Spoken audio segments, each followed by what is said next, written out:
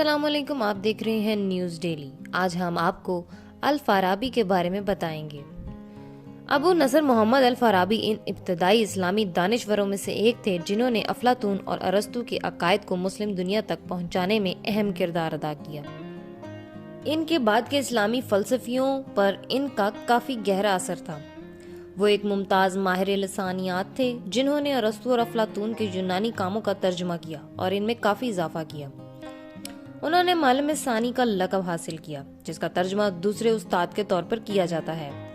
الفارابی نے اپنی ابتدائی تعلیم ایران کے گاؤں فراب اور ازبکستان کے شہر بخارا میں مکمل کی۔ بعد ازاں وہ اعلیٰ تعلیم کے لیے بغداد چلے گئے، جہاں انہوں نے کافی عرصے تعلیم حاصل کی اور کام کیا۔ اس عرصے کے دوران انہوں نے متعدد زبانوں کے ساتھ ساتھ علم اور ٹیکنالوجی کی مختلف شاخوں پر عبور حاصل کیا۔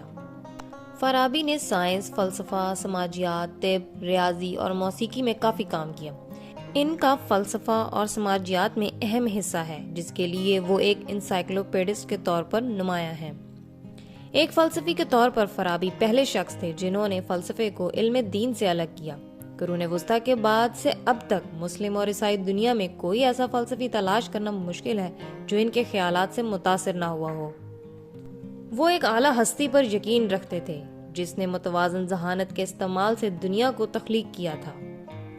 انہوں نے اسی عقلی صلاحیت کو انسان کا واحد حصہ ہونے پر زور دیا جو لافانی ہے۔ انہوں نے کسی بھی اسلامی فلسفی کے مقابلے میں سیاسی تھیوری پر کافی زیادہ توجہ دی۔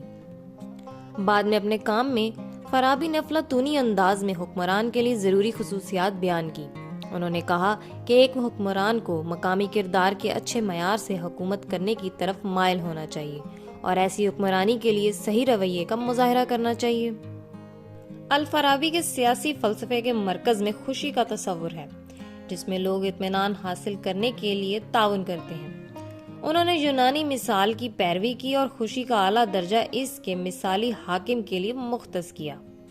فارابی نے درمیانی عمر کے دانشوروں کے لیے امنگ کے ایک زبردست ذریعے کے طور پر کام کیا اور اپنے دور کے علم میں بہت زیادہ اضافہ کیا، جس سے مسلم دنیا کے بعد کے فلسفیوں اور مفکرین کے لیے راہیں ہموار ہوئیں۔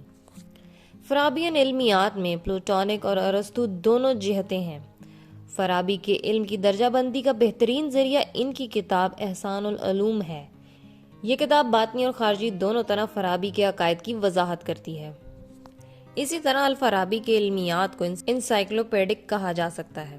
فارابی نے ابتدائی مسلم سماجیات پر کتابیں لکھنے اور موسیقی پر ایک قابل ذکر کتاب الموسیقہ لکھنے میں بھی حصہ لیا۔ یہ کتاب در حقیقت ان کے دور کی فارسی موسیقی کے نظریے کا مطالعہ ہے، حالانکہ مغرب میں اسے عرب موسیقی کے ایک کتاب کے طور پر متعارف کرایا گیا ہے۔ انہوں نے میوزیکل نوٹس کے علم میں حصہ ڈالنے کے علاوہ کئی آلات موسیقی ایجاد کیے۔ کہا جاتا ہے کہ وہ اپنی مرضی سے لوگوں کو ہنسانے یا رلانے کے لیے اپنا ساز اچھی طرح بجا سکتے تھے۔ فارابی کا مقالہ میننگ آف دا انٹلیکٹ موسیقی تھراپی سے متعلق ہے، جہاں انہوں نے روح پر موسیقی سے علاج کے اثرات پر بات کی ہے۔ فارابی نے اپنی پوری زندگی میں بہت سے دور دراز ممالک کا سفر کیا اور بہت سے تجربات حاصل کیے۔ انہوں نے بہت سی جگہ اپنی خدمات پیش کی جن کے لیے وہ اب بھی یاد اور تسلیم کیے جاتے ہیں۔